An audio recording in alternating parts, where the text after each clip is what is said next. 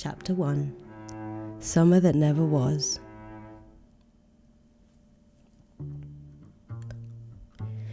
An island sits off the eastern coast of the United States. It's a little over 10 miles wide and, most of the year, a little over 10,000 people deep. They call it a summer colony. When the weather gets warm, the number of people pushing down on the island swells to around 50,000. The town here shares its name with the island. You live here, you're one of the residents pushing down on the place year-round. The steady residents don't contribute much weight, though. Off-season life is like a reprieve for the island, like lifting the load off the back of a perennial workhorse. The summer crush is a different story.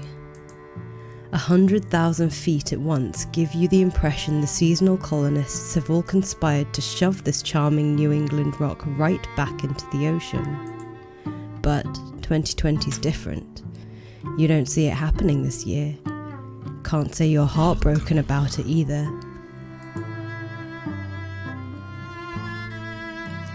Your name is Zen. It's pronounced more like Jen than Zen, but most people have been determined to mispronounce your name since elementary school, so at some point you decided to go by Z, and it stuck.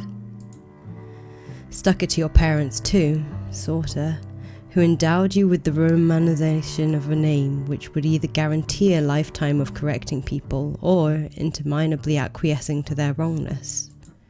You like Z better anyway, because it's yours, not theirs. It's roughly 3 p.m. and you've just woken up. Earlier than yesterday, so that's a plus, and with a bit of a hangover, but that's far from unusual.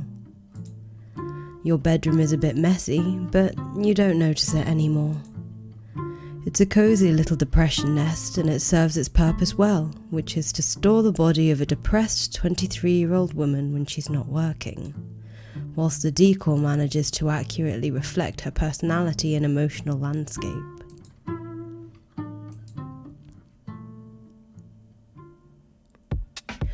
Ordinarily, you'd reach for your smartphone before even getting out of bed and whittle away the first hour of the day scrolling through the timelines of your various accounts. But, for whatever reason, today feels a little different. You stand up to stretch your legs and have a look around to reacquaint yourself with the artifacts of your life, which have achieved invisibility through familiarity. You've had this exact arrangement of posters taped to your wall since you moved here. Before that, actually. These posters were on the wall of your dorm in college, in this exact pattern. When the time came to make your desperate getaway from campus, you ripped it off your wall in one big taped-together mass, rolled it all up, and hit the road. Then, when you got here, you simply unrolled it and put it back up. Why mess with it? This particular hodgepodge of pulp cultural nonsense says as much about yourself as you'd ever care to say using a wall.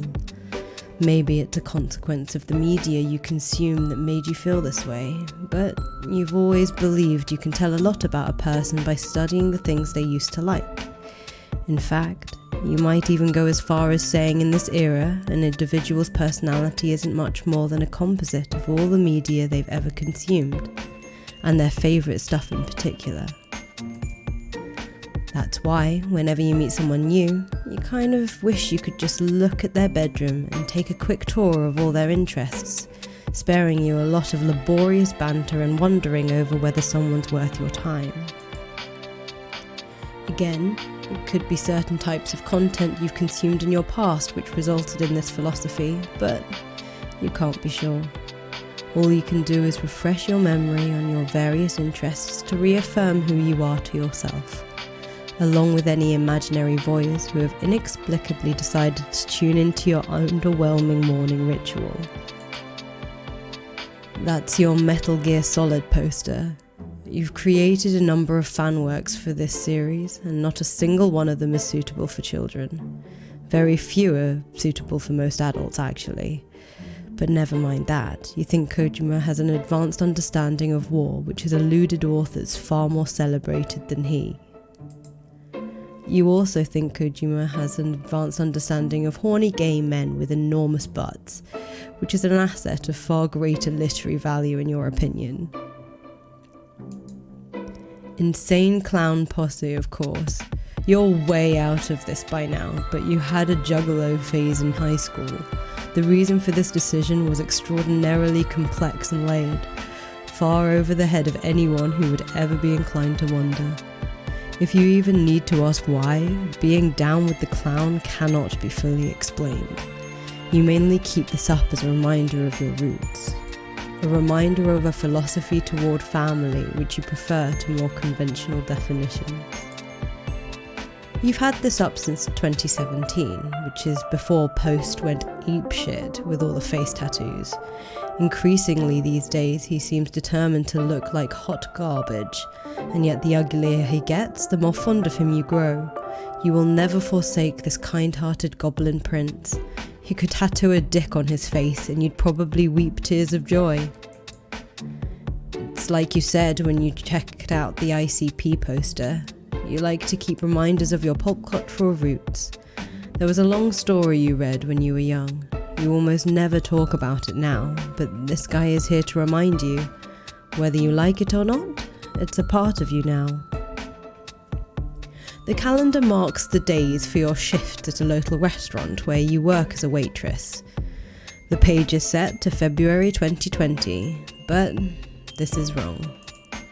The pandemic sent you into an unusually bleak depression spiral, so you haven't flipped the page in months. This is right. The date is April 20, 2020. You guess you labelled a lot of these months in advance at the beginning of the year when you were in higher spirits. A week ago was a day relevant to a childhood interest, so you facetiously drew a little doodle to commemorate. And today, of course, it's Weed Day. Not that you actually smoke weed. Mostly on account of being too lazy to bother acquiring any. But that doesn't mean the annual milestone shouldn't be solemnly honoured with the gravity of a religious holiday. As you stare at the calendar, you mostly just can't believe it's almost mail ready. Has it really been that long since you went to work? You guess that must be right. Early March was the last day the restaurant was open, and you've been holed up here ever since without pay. You've gotten by borrowing rent money from your friend Abby, who has also been shut in since the outbreak began, not seeing her in months. Not seeing anyone really, has had a negative effect on your mental health. Probably the biggest reason you've been waking up so late these days. There's a ton of computer equipment here lying dormant. It hasn't been powered up in years actually. Doing so would probably remind you of your college traumas. Sometimes you wonder if you'll ever turn it on again. That's probably for the best. Your hacking days are behind you. A lot of those old projects you were working on could have gotten you into some serious trouble. These days, it's all about cultivating your brand. Although it hasn't been going that well. More to the point, you'd probably be the first to admit your online brand is fairly shitty.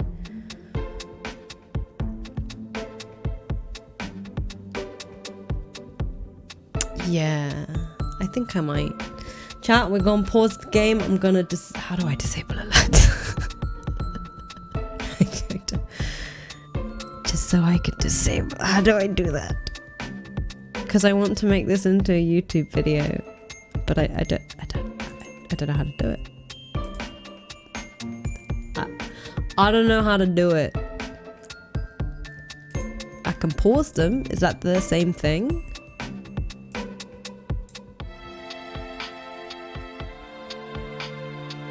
Wait. Mute sound. Pause. Okay. That should work, she says. We'll try it. If it fails, so be it. Also, hello everybody who's coming in. I will do a little quick re-intro before I restart. So this is a visual novel that I was hoping to make into a YouTube video, and now Sai's going to have to edit it because I won't be able to. So we're chilling, we're relaxing, I'm reading to you, you're having fun and chilling with a cup of tea and just listening to my dulcet tones of everlasting beauty. I don't know. Thank you, Squall, for the tier 3 resub. I really appreciate it, sweetheart. And Meme Lord, thank you for the follow. Back to not reading chat. Enjoy yourselves. And Valentine and Deathmaster, welcome in. Let's get back to the game. But one has to start somewhere. Rebuilding a social media presence after a series of psychologically devastating catastrophes doesn't happen overnight. On the floor is a printout of your manifesto. You wrote this a few years ago before your life melted down. It began as an ironic exercise, but the more you wrote, the less ironic it became. You completed it just before the series of calamitous events leading to the aforementioned meltdown. You doubt this is a total coincidence, since, as Abby likes to point out, only crazy people write manifestos, which is more than a little hypocritical since she's been actively writing one herself. Still, hers is pretty light reading and revolves around her secret RPF shipping theories, whereas the Jubilite Manifesto is an incendiary piece of left-wing literature that happens to revolve around unrepentant clownery. She's probably right to say it's for the best you never pick this thing up again. You scroll down special interest lane has delayed the inevitable long enough. Time to get pulled into the vortex of your traditional waking up scrolling binge. The timelines, the threads, the feeds, the comments. They won't brainlessly oogle themselves. You pause to admire your lock screen. It's a more recent pic of your boy post, complete with all of his most recent, utterly grotesque tattoos. The man is looking like fresh hell. Your heart palpitates and you feel momentarily nauseous, but you regain your composure long enough to unlock your phone. Your phone unlocks. There's your background. It's a gratuitously pornographic piece of fan art depicting two muscular homosexual soldiers caught in the throes of passion. You keep this one as your unlock screen so that prying eyes in public don't get a gander of material which some may find inappropriate.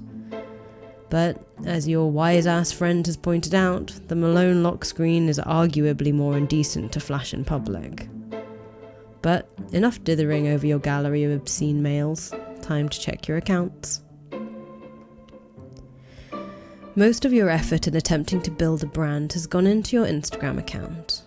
As a new influencer trying to get your footing, you've been tinkering with something in the e-girl genre.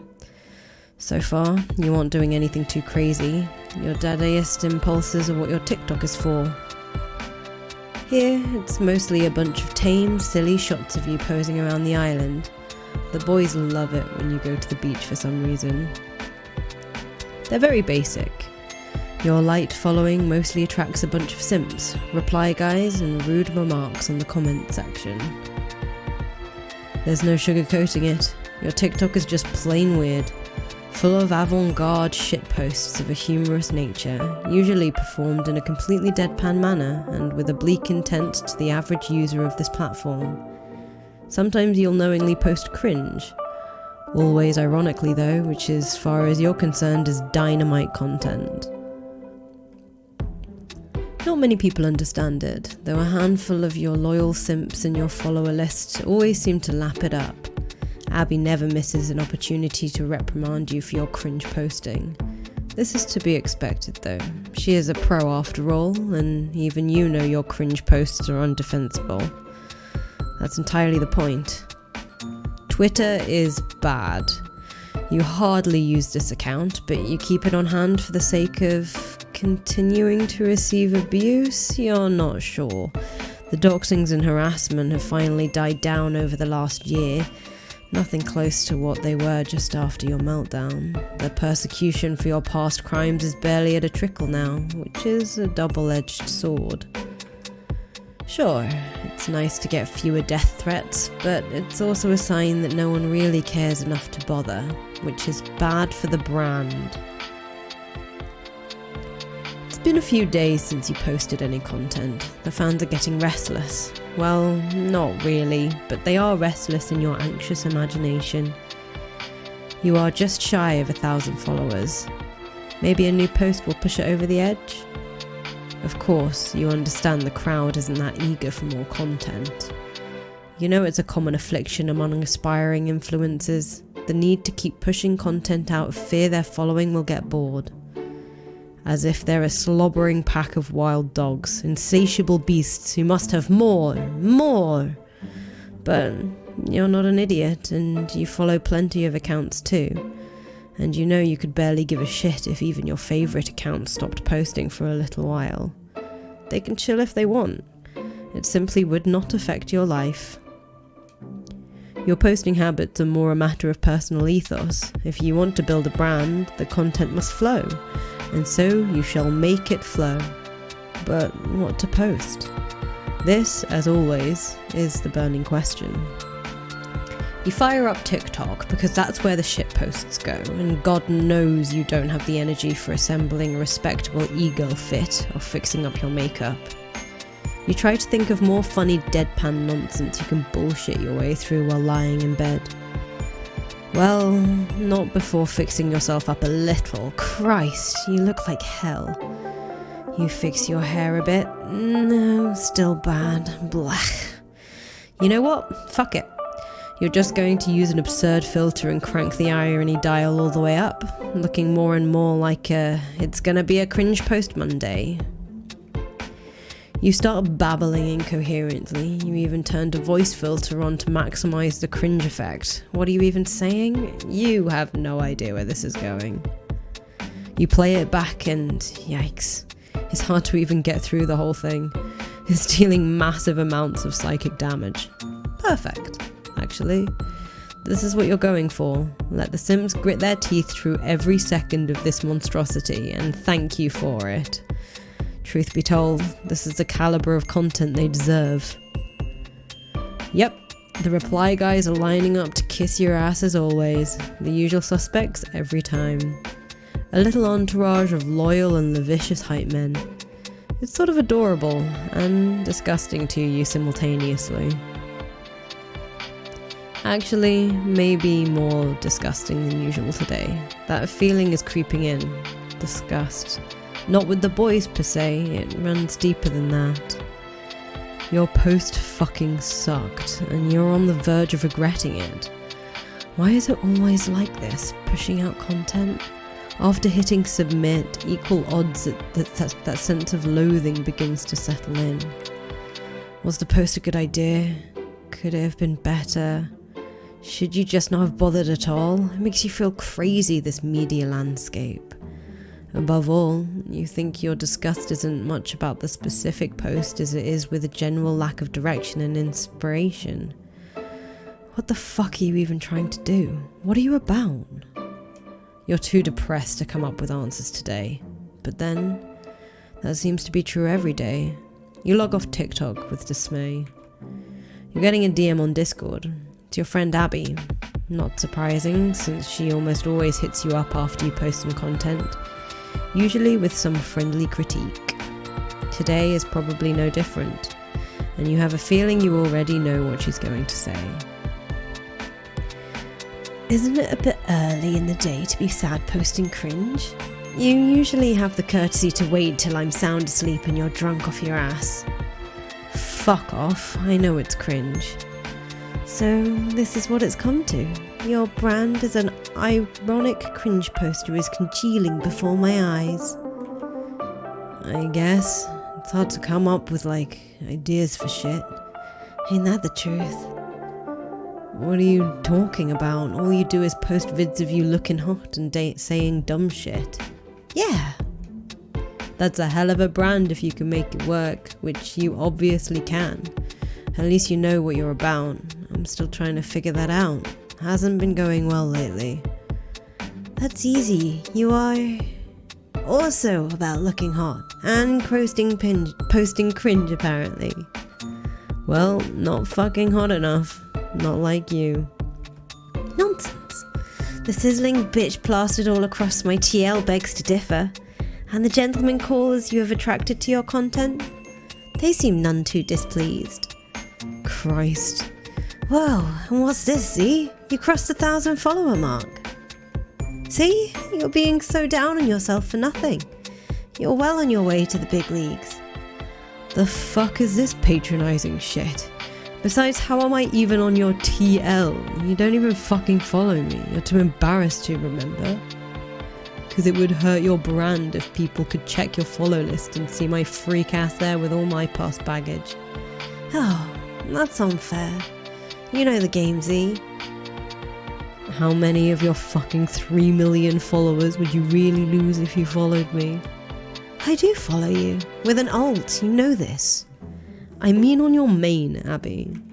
What would it cost you realistically if I just showed up on that list?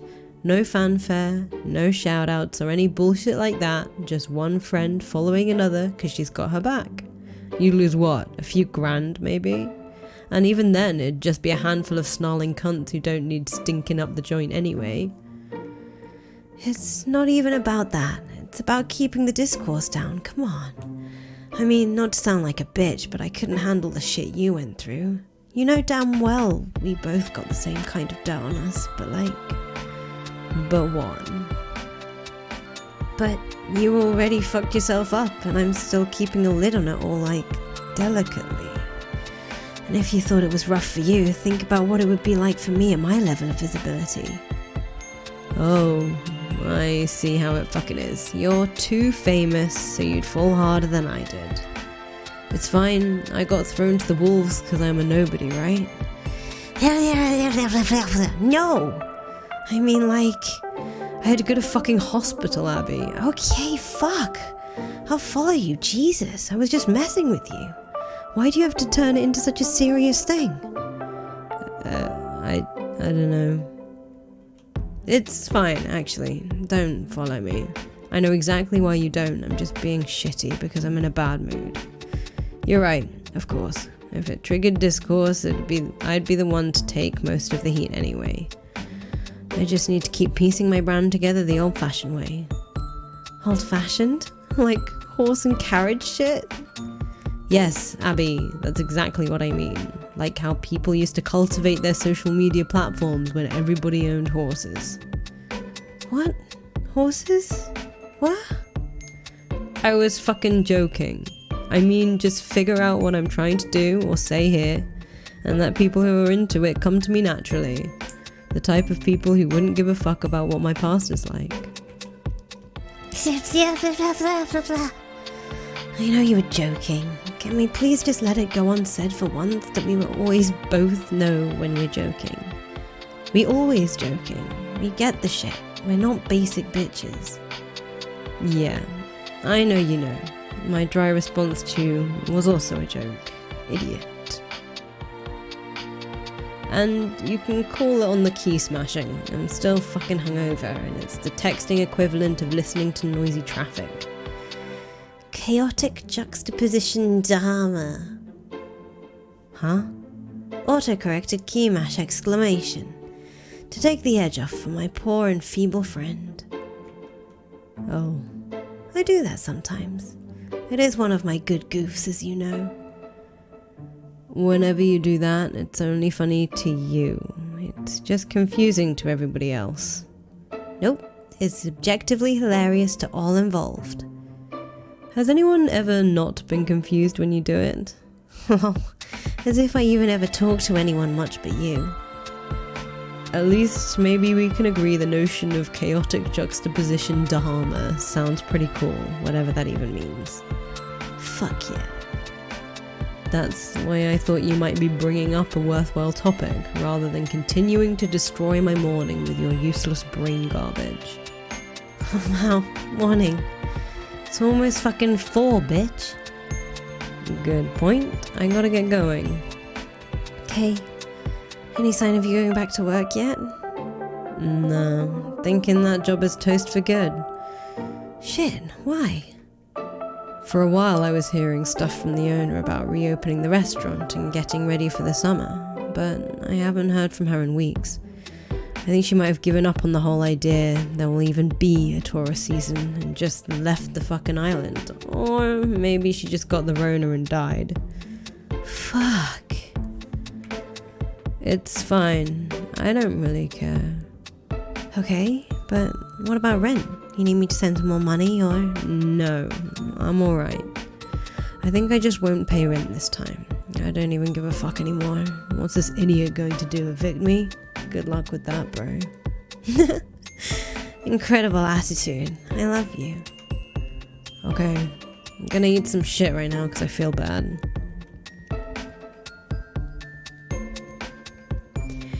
You head to the kitchen, which isn't in much better shape than your bedroom. You pause to consider that the only reason it isn't quite as disastrous is because you spend so little time in here. You make occasional trips to peruse your scant supply of food or your copious supply of alcohol, then, more often than not, it's right back to bed. This fridge is a total wasteland. It's hard to get out for grocery shopping. Sheltering in place has warped your lifestyle beyond recognition.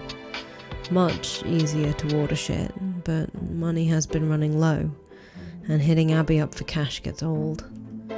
There's a pot of Kraft macaroni you think you made, 5 days ago? It looks like absolute shit, but it'll have to do. You heat it up on the stove for a couple minutes, then bring it to the kitchen table for consumption directly out of the pot.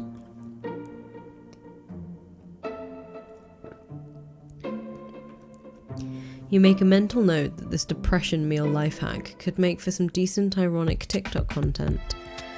No, it needs some work. First, you would heat up the week-old macaroni, then, to save time, you transport the pot outside and put the entire thing directly in a garbage can.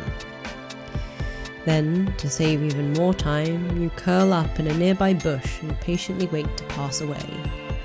Yep, that sounds better. Not today though, because you already shot your TikTok shot. On second thought, that idea barely even counts as a joke. Realistically, this meal belongs nowhere except a dumpster. The macaroni is practically inedible. You force a few more mouthfuls just for the sake of preventing some of your internal organs from shutting down due to malnutrition and put it aside. What next? Oh, yeah. You might as well get an early start. This bottle of whiskey is already open anyway. That's because it's the same bottle you opened yesterday. Now that breakfast is over, it's time for phase 2 of the day to kick into gear. Keeping yourself alive is hard work. Making such a healthy breakfast every morning is really taxing, and it takes a lot out of you. A couple spoons, as the emotionally brittle millennials like to call them, right down the drain, just like that. When you're low on spoons, the only thing for it is to recharge with another session of mindless scrolling on your phone. Do you enjoy it? Hell no. But spoons don't grow on trees, and the invisible spoonometer, which probably floats over your head, seems to respond favourably to the practice. Scrolling, scrolling, scrolling. Some drama brewing over here, some discourse ramping up over there. Fuck these people. Absolutely fuck every single one of them and all the infantile shit they argue over. Trump did what now? Who fucking cares? Democracy is over. Moving on. Wait, what's this? Another senile rapist is challenging him for the presidency? Be still your beating heart. Glug glug. Your attention turns to the comments your posts have been racking up. Even on old posts, there are always a few new replies to check out for a laugh. Who's this bitch talking shit in your mentions? Oh no. A chill runs down your spine. This was one of the nightmare people who helped cancel you a few years ago. You thought she got bored of you, but it looks like she's at it again. She's working hard to dredge up your problematic past to make sure anyone who didn't realise you did that stuff stays well informed. What a service she's doing for the public. You simply block the vile harpy and continue scrolling. People like her tend to be hit-and-run trolls. Sure, it's still somewhat triggering to see them rear their heads now and then, but it's pretty rare these days. The followers with the real staying power, of course, are the reply guys, the merry little band of lonely boys who flutter near your flame. A modest simp farm, as you've come to regard it. God bless them. That's the American dream, right? To earn a nice little farm. You can herd anything on your quaint plot of land, a humble patch of dirt the founding fathers died to bequeath you. They died for your right to harvest simps. Maybe they weren't half bad? Well, no, they were. You're just an enterprising woman making the best of a series of ill-intended imperialist blunders, which took place several centuries ago. You guess that's all anyone's doing, really. These boys, though, they aren't genocidal frauds who stain the history books of your public education. They're mostly just a bunch of harmless, randy fools. You're almost fond of them, against your better judgment.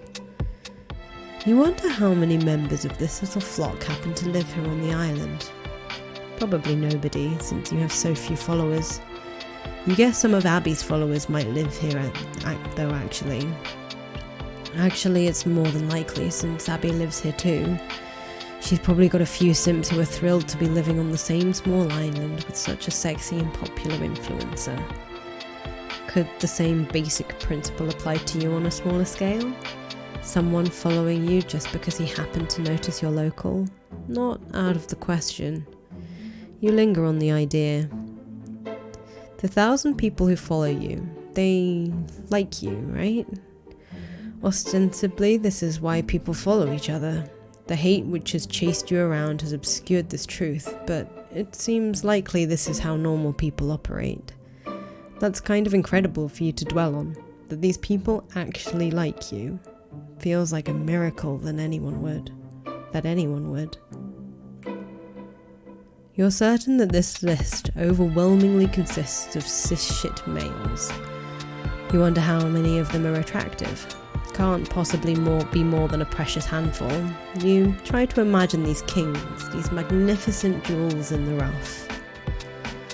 That they would bother following you, a complete loser and shithead with a bad attitude and even worse content, while they have the audacity to be good looking and probably sensitive and misunderstood.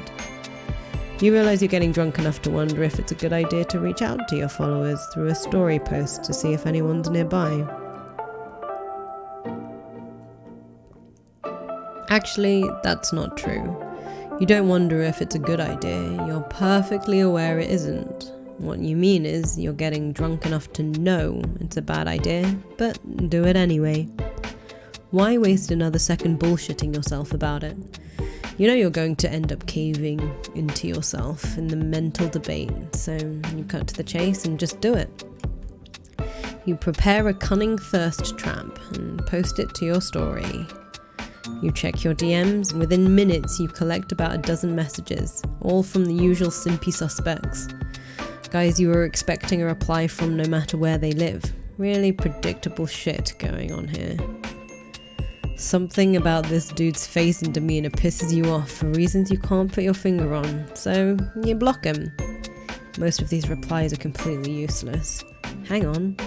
One guy here says he's from Brooklyn, Massachusetts. That's not far off actually. There's something to work with here. Much depends on how invested this guy is. Maybe you could rope him into coming to the island soon.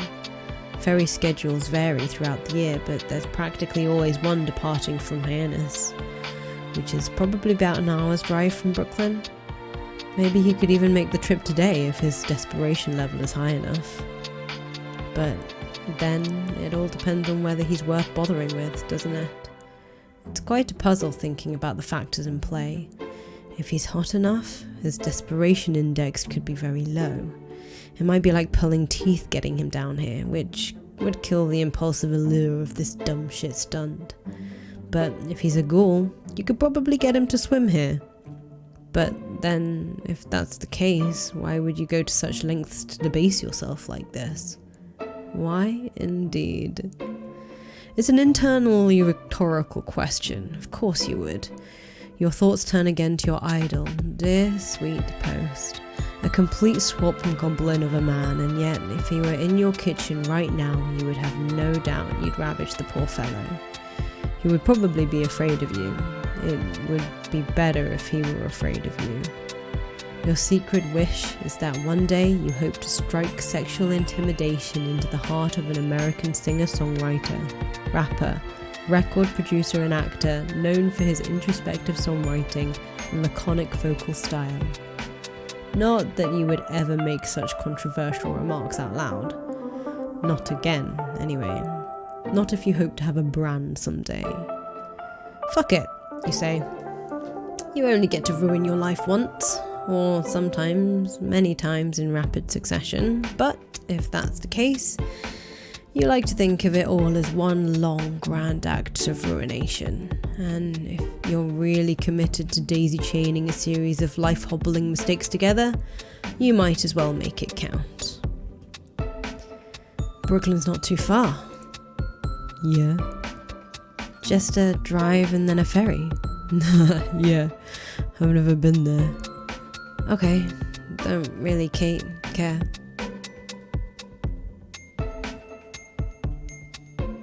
Oh my god, stop fucking typing, Percy. Clown. God, oh. Over there, writing a goddamn graduate thesis like a complex, well-articulated response is going to mean fucking shit to me. Okay. Insane. Who do you think you are? I don't know, just a guy who likes your content. My content is fucking shit, and you know it.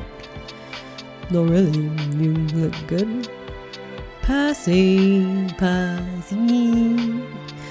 Dumb name. Sounds like the name of a cuck. I'm not really getting this. Do you really mean all these insults, or is this part of, is this what you're into? Jesus Christ, Percy, shut the fuck up. I still have no idea if this is a good idea or if you're a waste of my fucking time. Alright, I'm going to choose not to take any of this personally, since you can't possibly know enough about me to form meaningfully negative opinions. Holy fucking shit, we got a lady killer over here. Percy, I'm flying through the panties. They just keep getting soaked due to your amorous repartee. Wow. Moron. Can you just send me a pic already? Oh, yeah. Hang on. This selfie is corny as fuck. Fail. Bad. Sorry. Those ellipses you put before sorry are also corny. Don't get cute with me. Like, fuck, I'm not getting it. Do you think you're useful or whatever? Or charming? Like, you don't matter. Your little idiosyncrasies and quirks of personality do not matter. Take off your fucking shirt.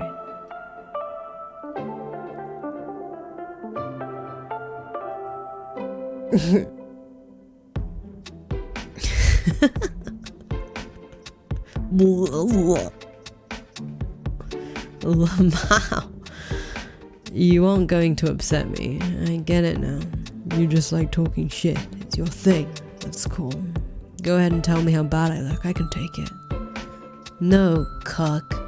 I'm not fucking with you. You literally just made me laugh so hard I puked in my macaroni. Okay, that's not true, but good one. You did, the dumb fuck face. Your simp-ass fuckboy Casanova face, oh my god. Dipshit, you're so dumb. I lolled so much I barfed. Also, I drank too much. Well, you definitely do seem drunk, but I still don't believe you. I don't think you barfed. I think you're saying that for comical effect, to own me, if you will. To own me, if you will. You suck so bad, Percy. Percy, little shirtless baby boy from Brooklyn, Percy. Simpy Percy, nips. Now, mommy would be so proud of you and your cute little nippies. Check this out, stupid. You probably just googled that. No, look. Lol. Okay, I believe you. Puked. Good one. Are you alright though? No man, this isn't happening. What isn't? We aren't bonding over my fucking macaroni puke. Like, this isn't a moment we're having. We aren't becoming friends, and you aren't going to fuck me. Bye, purse. The shenanigan is complete, you suppose. It can be a rush to pull shit like this for reasons you couldn't really explain, but the rush is always short-lived. What soon fills the void it leaves behind is that unmistakable feeling of self-loathing and disgust. It's all a joke, isn't it? Your life, your brand. Come to think of it, you're not sure which of those two words is more deserving of your derisive quotes. Maybe your quest to build a brand is childish. More vainglorious, clout-seeking, contributing to the loud and laboured rasp of the Western civilization's last dinosaurial gasp. Maybe you should just delete all your accounts. It's not the first time you've had this thought, but it will be the last. The last that you have before you pass out, that is. Bonk.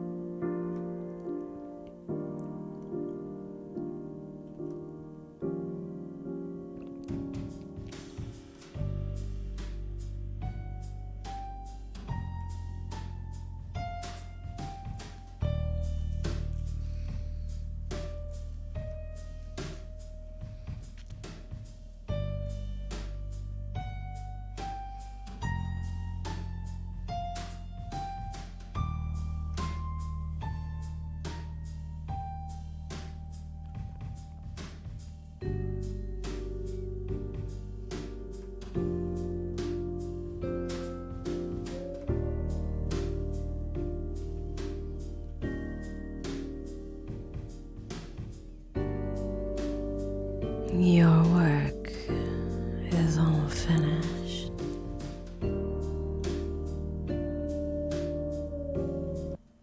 That was a hell of a dream. You haven't had one like that in years, not since all that terrible stuff was happening in your life. Not since your dad was sick and you were deliriously hammering away your manifesto. So it's not surprising the dream included both. You hate dreaming about him, always with the body horror shit. And then at the end, the strange man floating in space, the ephemeral muse himself. Could he really be back? Wait, what time is it? Oh God, it's dark. How long did you black out? Looks like Abby's already tried messaging you a couple times. Your head hurts and your mouth still tastes like cheese-flavoured barf. Wow, you look like fucking shit. Thanks. Everything okay? I puked in a pot of macaroni and fell asleep for a few hours. Now it's dark. Really productive day all round. Oh yeah, I also have some vague recollection of tormenting a semi-local simp who slid into my DMs. Oh, slid? I saw your thirst trap fall. It seemed unusually desperate even by your standards. Made me worry. So you started pelting my unconscious body with chat invites? It's cool, you're my mom now. Well, someone has to be. The hag who physically birthed you fucked off, right? The fucking off was mutual. When was the last time she talked to you? Not since the incident. Works fine for me. You can be my mom. You're hotter and have much more clout anyway. True. As if I could spare a single precious second of my day for ugly bitches. Wow. Whereas ugly men are obviously a different story. Obviously. Is Post Malone still your lock screen? Yeah. You've got the shit always backwards. The nasty NSF art should be your lock screen and Post should be the unlock. So much more embarrassing and obscene if anybody catches you in public with Post on your phone. So you've said. You're right, of course, but I don't give a shit. I love him. He's a sublime gargoyle, an exquisite heap of a human garbage, the perfect affront to all my senses. Your taste is so bad. You're completely unfathomable. It's like you need a 0 or a 10 and that's it. Anything between and you're like contemptuously asexual. Not inaccurate. What about this simp you were toying with? How'd he look? Average. Little below maybe. Real uncanny valley stuff. Totally standard reply boy fare. He might have been nice though. I don't remember. Hello.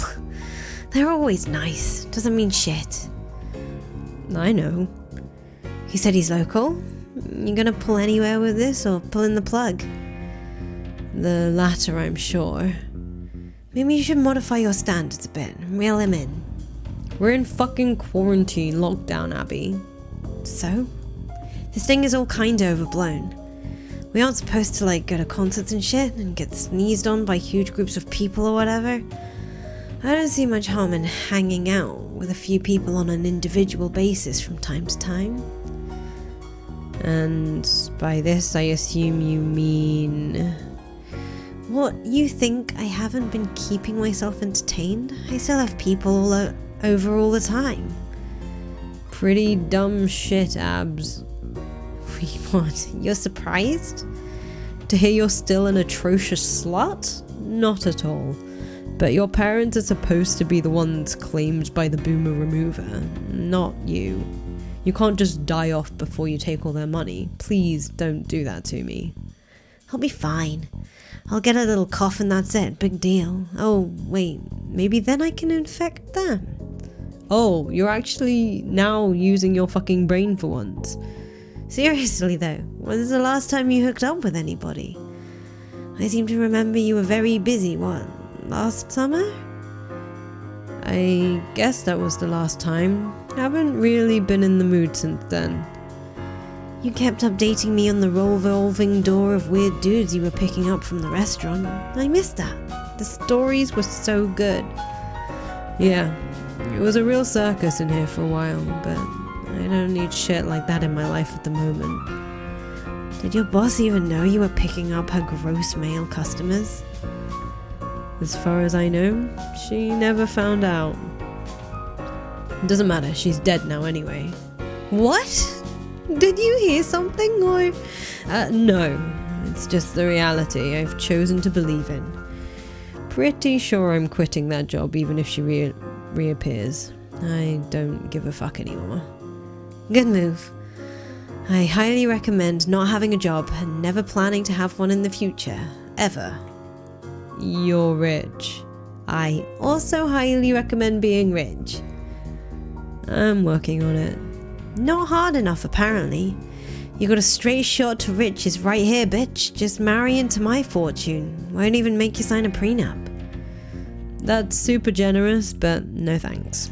I want to make my millions the honest way, by helping you rip off your parents. Yeah, but all that does is give me their money. Whereas, where does that leave you without the marriage certificate, huh? Oh, that's easy. You'll just give it to me because you wanna. I mean, yeah, probably.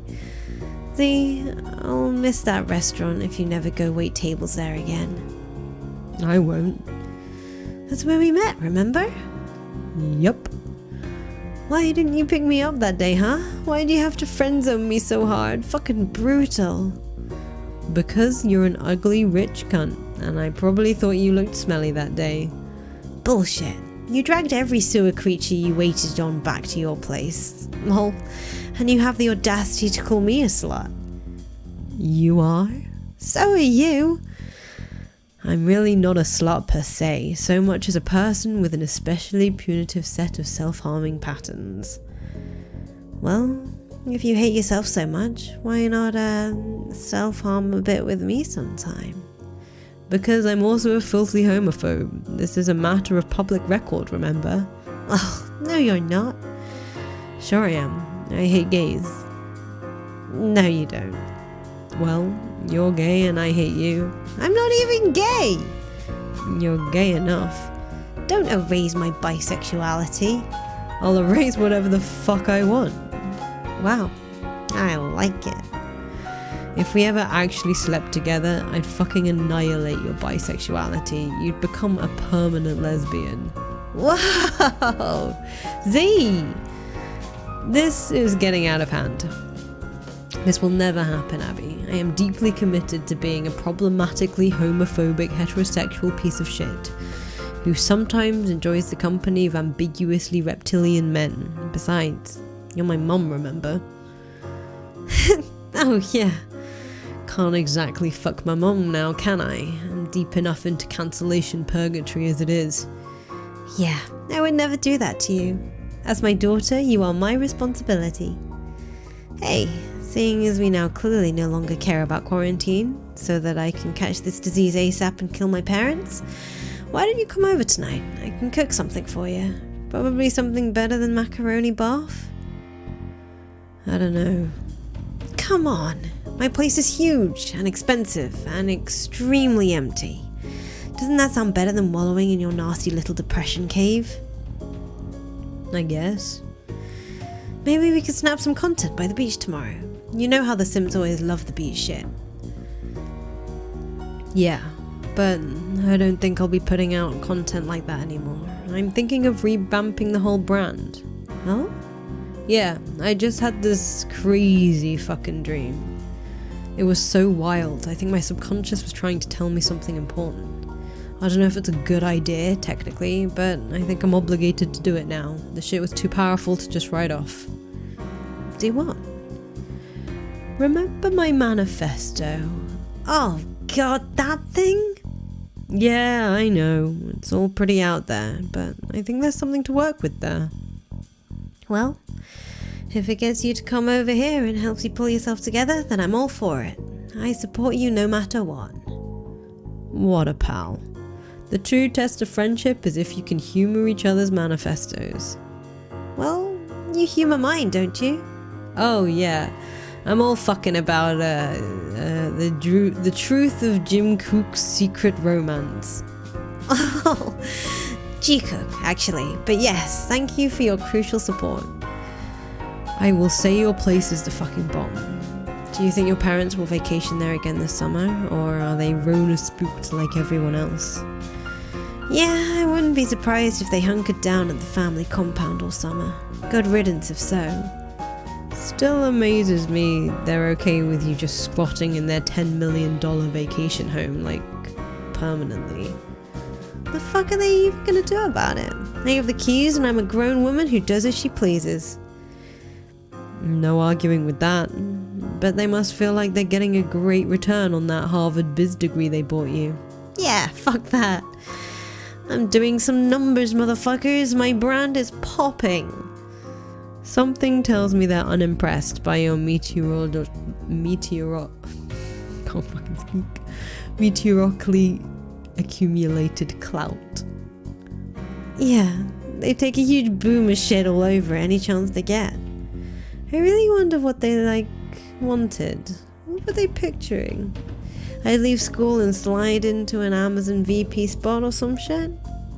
They probably could have made something like that happen if you were so inclined.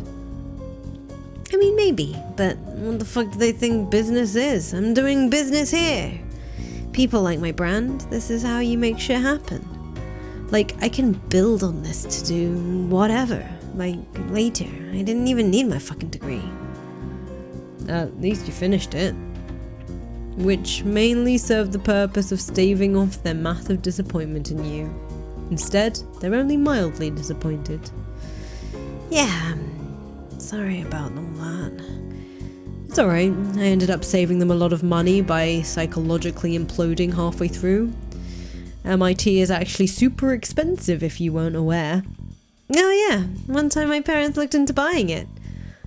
I meant tuition, you buffoon. I know, God, see? Remember we promised to always know when we're joking? Oh, yeah. Actually, anyway, it's not like they had the kind of money your parents did to throw at an expensive education. They had to work hard for what they reminded me often. I'll be an eternal failure to them, which means they're failures too. Oh well, the problem half solves itself, so who really gives a fuck? Huh? I strongly recommend having at least one dead parent. Oh. 2 is ideal, but what can you do? Aside from contemplating casual biological warfare? Yeah. My mom would never succumb to the Rona though, not her style. Still, so funny to me that your plan to get away from all that life drama was to come here of all places. All melodramatically like, fuck this life, I'm running away to an island! Which makes you think of like a remote island in the Pacific or something. Yeah, I mean, that was the plan. At one point I was looking into Guam, then I settled on Fiji as the ideal getaway place, but that didn't really pan out. Fiji sounds nice. Yeah, Fiji's the fucking shit. But then you just hopped on a ferry to the nearest island possible. It was cheap. Poor, remember? Well, you think she still keeps up with you? Like, spies on your accounts? I'm sure my mum has no idea they even exist. It was almost a moot point though. Before my insane dream, I was thinking about just deleting them all. What? I just get that way sometimes. Aside from my crazy ideas, which should probably never see the light of day, I'm actually just so fucking boring. No, you're funny. You're such an untapped resource. It's a crime you've been going to waste. I know you've been through some shit, but there are ways to rebound from that. Yeah, but I still agonize stupidly and wonder if I should just question the source of this torment. The internet is fucking insane. It just sits there as a bedeviling temptation, this massive, ominously humming well of satanic potential just beckoning you. Constantly. And if you aren't using it in some way to make something of yourself or elevate your identity somehow, it makes you feel like you're wasting a huge opportunity or something, or even wasting your life. It's like you were just saying, like, I'm so funny and therefore it's a waste if I just fucking log off. But a waste of what? The system makes me feel like I'm wasting a resource by withholding myself from the system, but what if the system is what's wasting me? Damn. So maybe I should listen to the sane voices in my head instead of the insane ones. Like, forget that weird dream, just delete all this shit and try to get my life together in a more normal way. That's all totally fair. I hear you, but even if you wanted to go full normie, it's not like society's even functioning normally now anyway. God damn it. Yeah, you're right. Not trying to invalidate you here, just saying, like, wait, hang on. Before you decide on anything, I want to show you something. Oh shit! You just followed me on Maine? Yeah. You sure you're ready to take this kind of heat? I did it just after we talked. I felt like a fucking tool, but nobody's even noticed yet, lol. Maybe it'll never even come up. Yeah, you're a paranoid bitch. So am I. Maybe. Probably been overthinking this. Also, I decided something else. If you really do decide to relaunch your brand, even if it's a bunch of crazy shit, I'll give you some shoutouts. I don't care if people think it's weird. That's what friends do, they support each other. Wow. Don't worry about figuring it out now though. Just come over. I'm bored and I miss you. And you need to eat something real for a change. No, alright, I'll head over. Yay! But don't drive drunk. Get a lift or something, or I can just pick you up. Don't worry, Mum, I'm fine. The nap sobered me up. You promise? Yeah. Okay, heading out. You kill the video chat. It leaves a loud silence behind. Maybe it's the sound of the ominously humming well of satanic potential you just described to your friend. A sound you can hear all the time, but only now paying close attention to. Everything you said to her was true, of course. You believe it with every fibre of your being. The internet is evil. You've always known this, and the louder the silence gets, the more you begin to wonder if it's the only thing you've ever truly believed in with any real passion. Aside from all this, of course. Alright, maybe you aren't as sober as you led Abby to believe. Still, you should be good to drive. You grab your manifesto. You'll need to spend a few days brushing up on the material if you're serious about this, which you're still not sure if you are yet, but it won't hurt to bring it along and start reading. As you exit your apartment, you can't shake the feeling that everything is about to change. Maybe it's the fact that you haven't been out in a long time, but leaving your depression nest tonight carries the uncanny feeling of stepping into the unknown. You're glad you took your manifesto, if only because leaving empty-handed would make you feel vulnerable. As it stands, you suppose this is the closest thing to a weapon you've ever had.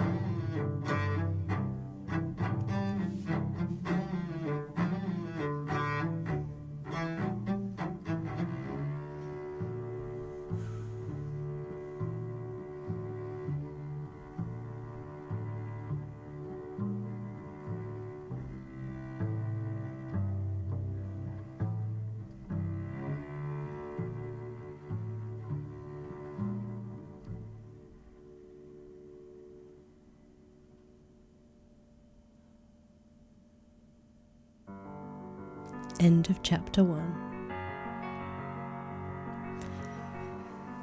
So, what do we all think so far?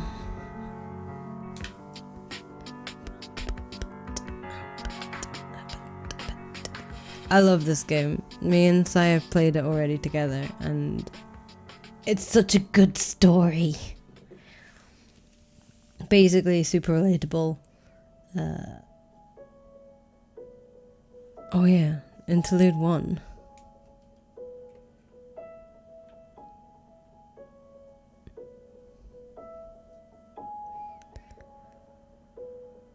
So, you just killed a cop and dumped his car in the ocean. Nice going, genius.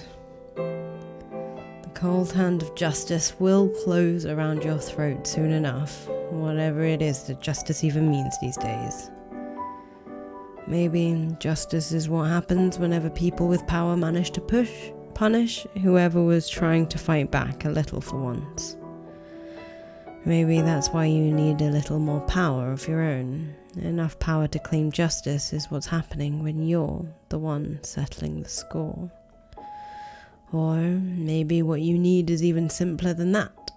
Maybe what you need is the power of choice. So, what will you do, Jen? You're a fugitive now, and it seems only 2 choices are available. You can turn yourself in, or you can run. Run like the wind and hide.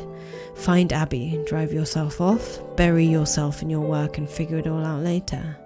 Which will it be? Obviously, we're gonna run away. Sorry. I should have mentioned the ability to make meaningful choices in this story can only be unlocked by a true successor. Unfortunately, that's not you. Not quite yet, at least. Don't worry though, I'll check in again later when you've made a little more headway with this mess you've got yourself into. Until then, do whatever comes naturally, I guess. I'm sure it'll all work out. Lamau.